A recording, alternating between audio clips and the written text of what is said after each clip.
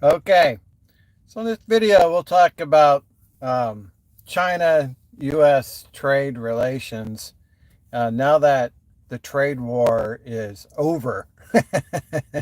This is the shortest trade war I've ever seen. I think it lasted 40 days from April 2nd to May, May the 12th, so like 40 days trade war. And the whole world just flipped upside down. The stock market went down.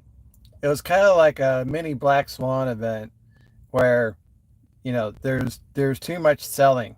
People are overreacting. And, I had strong suspicions that, this was going to all hinge on trade with China.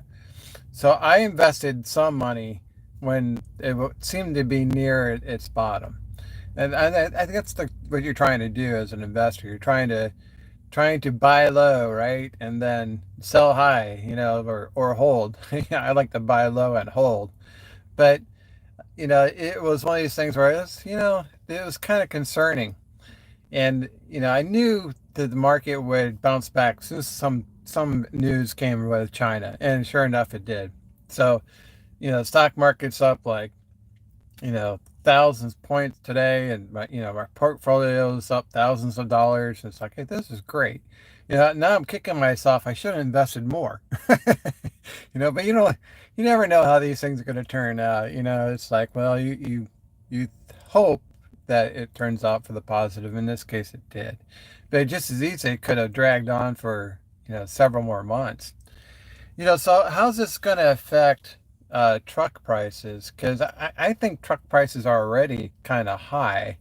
2022 truck prices are generally like 15,000 more than 2021 truck prices. And there were some reasons for that, and part of that was the supply chain and tariffs. So now we're getting these deals done. Is that going to relieve some of the pressure on supply chains? Parts a very important part of being an owner operator. And repair facilities have to order parts, and a lot of these parts are made in China. They're not made in the U.S.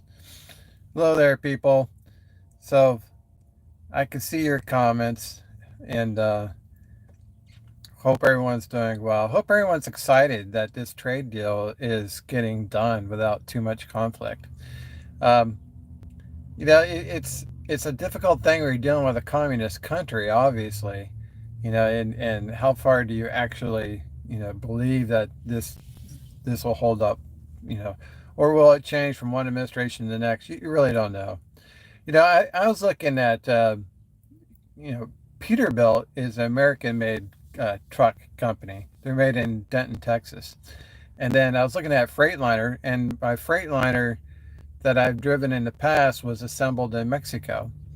It's like, well, these are global supply chains, and how does tariffs affect these global supply chains? There's a 25% tariff of things coming out of Mexico, for example. How does that affect truck prices? And is there going to be some favoritism showed towards American made companies like Peterbilt and Kenworth versus, trucks that are made elsewhere?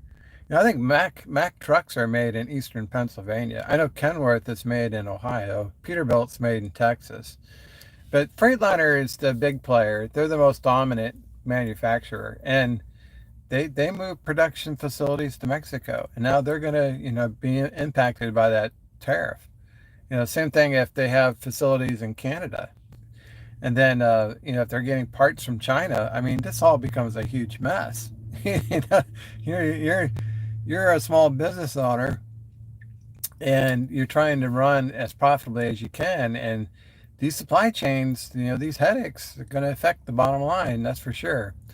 So I'm glad that the trade war is over. I think fair trade is the way to go. Free trade seems to be just a path of ruin for the country. Free trade it's not really ideal. Fair trade is. Free trade, not so much. So it's going to be interesting. I think if the deal gets worked out and smoothly with China, freight in those ports, California, it's going to pick back up. Los Angeles, San Francisco, Seattle, those are going to become busy ports again. Houston, that'll be a busy port. Um, as a result, there's going to be more demand for trucks, and truck prices potentially could go up.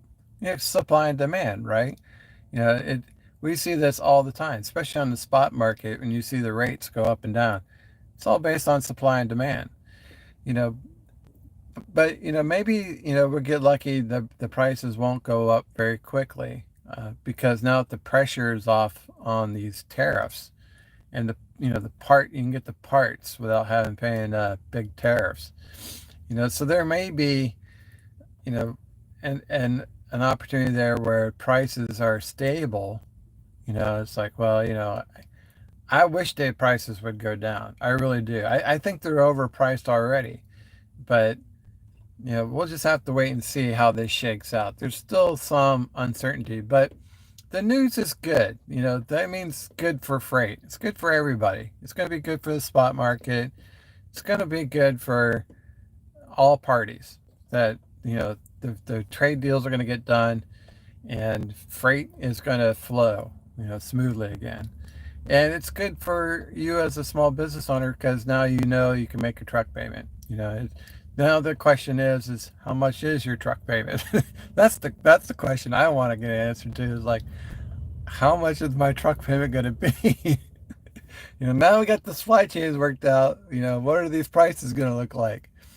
So I think it's going to be based on supply and demand. I think demand will pick back up, and I expect that truck prices is going to reflect what's going on in the market. And if the freight is picking up, this always happens. When freight goes up, truck prices go up. And they you know everybody wants a piece of the action. The guy who's making the money, the driver, is always getting beat up by everybody else. The insurance rates will go up. The truck prices will go up. Repairs will go up. It's like, we wanted more freight, but we didn't want higher prices. But it never seems to work out that way. Whenever you get higher freight, you get higher prices. So, yeah, it's good. It's good that the trade deal's getting done. Now we just got to wait and see how it's going to affect truck prices. And it's good to have invested some money when, the stock market took that dip, and now reap the rewards. No risk, no reward. That's like a major theme of being an owner operator. No risk, no reward. So if you want to play it safe, stay as a company driver. All right, guys, that's all I got for you. Thanks for watching. We'll see you on the internet.